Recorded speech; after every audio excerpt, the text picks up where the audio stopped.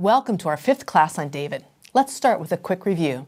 In our previous class, we learned that we must deal with the rivals we encounter in life in a healthy way, and how a good friend encourages us to stay the course God has set us on.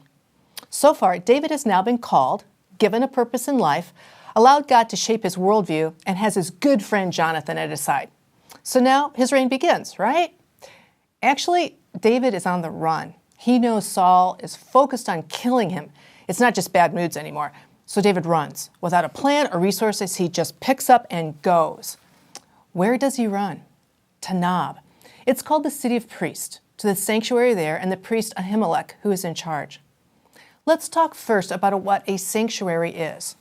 It's a place for paying attention to God. It's a place where the truth of God is preserved and honored. It's a place for remembering events and times where God showed his power and activity in our lives. So David runs to the sanctuary at Nob. David went to Nob, to Ahimelech the priest. Ahimelech trembled when he met him and asked, "Why are you alone? Why is no one with you?" David arrives desperate, concentrating on saving his own skin. The priest Ahimelech is apprehensive. He knows Saul is hunting for David, and he has to ask himself, is he harboring a refuge? Is he putting the sanctuary and himself in danger if he interacts with David? David answered Ahimelech the priest, "The king sent me on a mission and said to me, 'No one is to know anything about the mission I am sending you on. As for my men, I have told them to meet me at a certain place.'" David responds by lying to Ahimelech. Just as an aside here, David's life is not meant to be a model to copy in every way. We have to admit that when we recognize David as a schmuck, just like us, he seems a little more human. If we have an idealized picture of David, it can isolate us from what we really can learn from him. David's life isn't an ideal life, but it's a real life. A life where you can find God in the middle of whatever is going on right now, whether that's good, or bad, or ugly. "Now then, what do you have on hand?" David said. "Give me 5 loaves of bread or whatever you can find." But the priest answered David, "I don't have any ordinary bread on hand. However, there is some consecrated bread here, provided the men have kept themselves from women." David replied, "Indeed, women have been kept from us as usual whenever I set out." So the priest gave him the consecrated bread, since there was no bread there except the bread of the presence that had been removed from before the Lord and replaced by hot bread on the day it was taken away.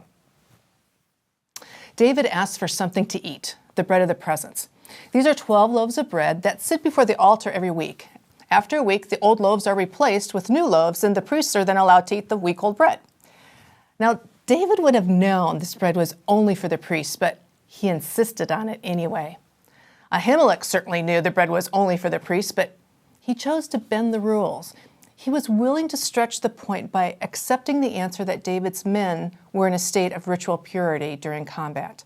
Ahimelech wasn't a literalist. Instead, he sensed that this was a time to lean on the spirit of the law. Jesus did something similar in Matthew chapter 12. At that time, Jesus went through the grain fields on the Sabbath. His disciples were hungry and began to pick some heads of grain and eat them. When the Pharisees saw this, they said to him, "Look, your disciples are doing what is unlawful on the Sabbath." He answered them, "Haven't you read what David did when he and his companions were hungry? He entered the house of God, and he and his companions ate the consecrated bread, which is not lawful for them to do, but only for the priests."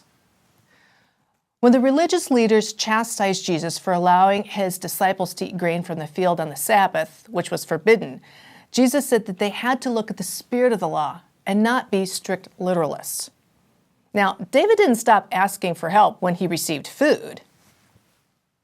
David asked Ahimelech, "Don't you have a spear or a sword here? I haven't brought my sword or any other weapon because the king's mission was urgent." The priest replied, "The sword of Goliath the Philistine, whom you killed in the valley of Elah, is here. It is wrapped in a cloth behind the ephod. If you want it, take it. There is no sword here but that one."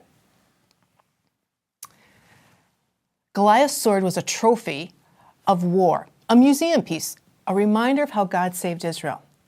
Now notice, David came to the sanctuary hungry and defenseless. He left full and equipped. Now remember what a sanctuary is for. It's a place to pay attention to God, where the truth of God is honored, where you remember God's action in history. That's the view Ahimelech had. David had a different view. He saw a sanctuary as a place for emergency help. He received bread and a sword. The images of bread and sword are associated with God's word. The Torah, which are the first 5 books of the Old Testament, are called the bread of life by Jews. Jesus called himself the bread of life. In Revelation chapter 19, we have the image of Jesus returning in power and glory with the sword of truth coming from his mouth. A sanctuary is a holy place where you become aware of God and feel more connected to him. Places like gardens, parks, mountains, deserts, churches, chapels can all be places where you connect with God. Holy places like these are necessary for living because in sanctuaries, you gain strength for the day and weapons for the fight. So is a sanctuary a place to be quiet for good manners, for prayer? Absolutely. It's also a place to get emergency help. Now you probably noticed we skipped a verse. Now one of Saul's servants was there that day, detained before the Lord. He was Doeg, the Edomite, Saul's chief shepherd. Biblical scholars suggest that Doeg is the chief of Saul's palace guard, kind of like being the head of the secret police. He was also a foreigner, an Edomite, not an Israelite. This marks him as a man who will have few inhibitions in what he does to the Israelites. It appears Saul has foreign mercenaries in high positions. This injects more dissonance into the story. Why is a foreigner in an Israelite sanctuary? Doeg was probably at the sanctuary at Nob for political gain because of what we see happen later in the story. For Doeg, a sanctuary is something different again from what Ahimelech and David thought. Doeg thought a sanctuary was available to polish a selfish, self-righteous life with a holy sheen. It was a place to find cover, to hide, a place where you didn't have to be vulnerable. It was useful for getting ahead in your career or politics. But Doeg the Edomite, who was standing with Saul's officials, said, I saw the son of Jesse come to Ahimelech at Nob. Ahimelech inquired of the Lord for him. He also gave him provisions and the sword of Goliath the Philistine. Doeg used what he had learned in the sanctuary to promote himself. It appears Doeg even shaded the truth of what happened because though David did receive bread and the sword, the priest did not inquire of God because that privilege is reserved only to the king. Doeg knew Saul's trigger points and played them very well. Saul himself approached sanctuary in yet a different way. Saul said to Ahimelech, Why have you conspired against me, you and the son of Jesse, giving him bread and a sword and inquiring of God for him, so that he has rebelled against me and lies in wait for me, as he does today? For Saul, sanctuaries were historical shrines meant to preserve the memory of God and the traditions of the nation, what we often call God and country churches today. They weren't places for the people who were hungry and frightened.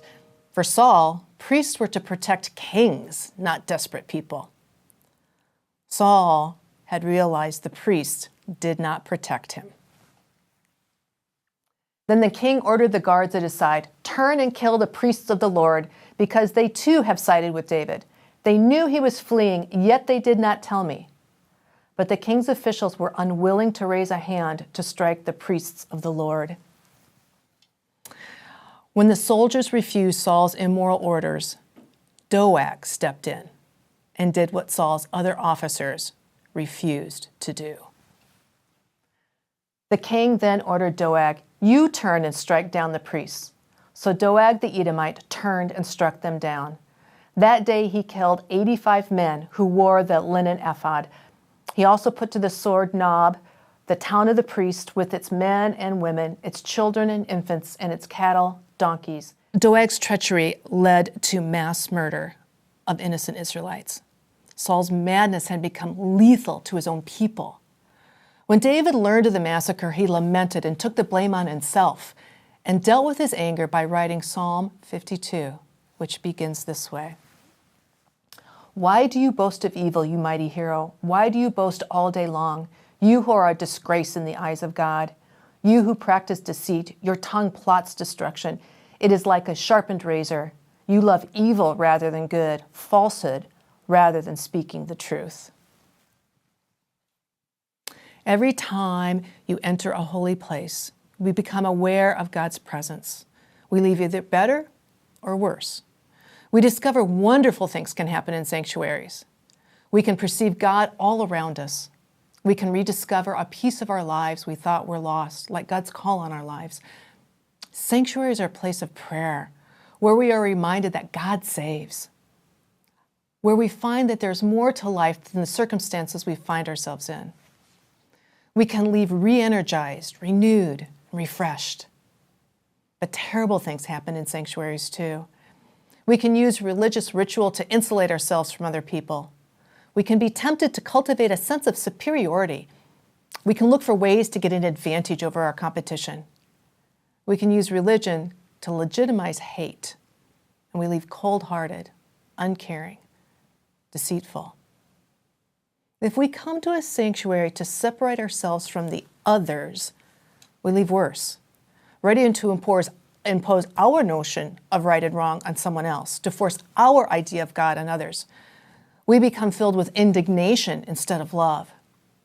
But if we come hungry and needy, we leave better. We can be honest about ourselves with God, and we can ask for what we need and be amazed to know that God is with us and for us. We leave grateful to be alive. A sanctuary is a holy place.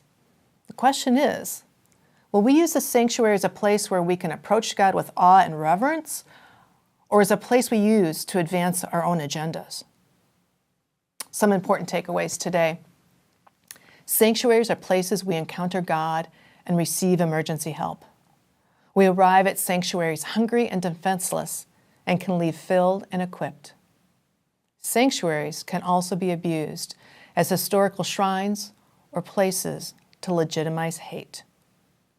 I'd encourage you to check out the discussion guide, which also includes study suggestions and other activities. Thanks for joining us. And until next time, keep the faith.